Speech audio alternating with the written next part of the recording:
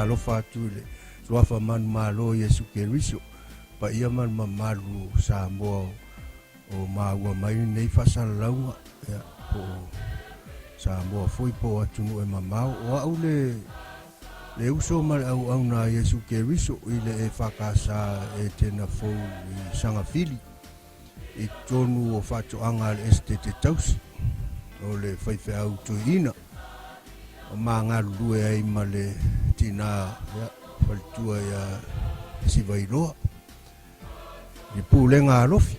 ua langona fa maulalo i ruma le atua nei avanoa sei matou fesoasoani ai pa ia mal mamalu o le atunu o fia maua se fesoasoani i le vaenga leo le toto po le paina toto awa ia pela e mfaina matou soani atu manga lele atu ye o mafatia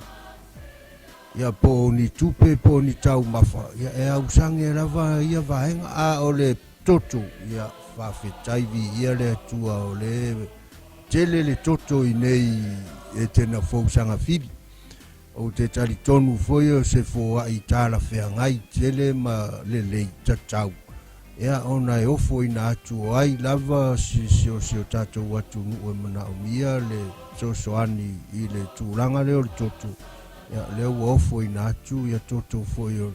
le nei nu po le nei au lotu ya e fai masao i le toto pa ia o Yesu Keriso o le toto na malingi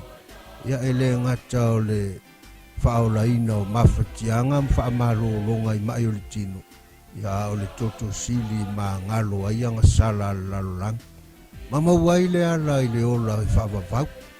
e ala e avernei avanoa o te whaftai atu ai le fionga i pule sili o le koluse mumu ia whapea foi le whalisu e toto i maota ngase le minista o le soifua malolo ina ma le whainga malo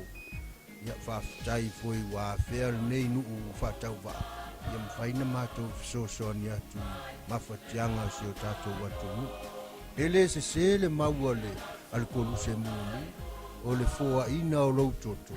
e whaasau ina ai se soifua stasi o lofia maua le fisosoani. Tāru sia ia maua foi sisi a wanoa lumana ia toi foa ia tu foi ia toto sili atu na alua o ngā ave tonga fiti aini mai.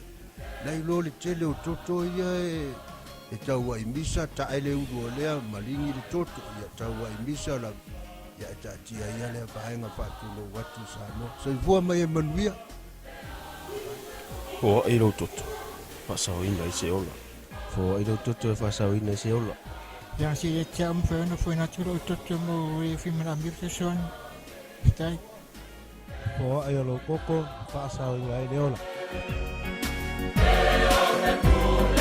Hey,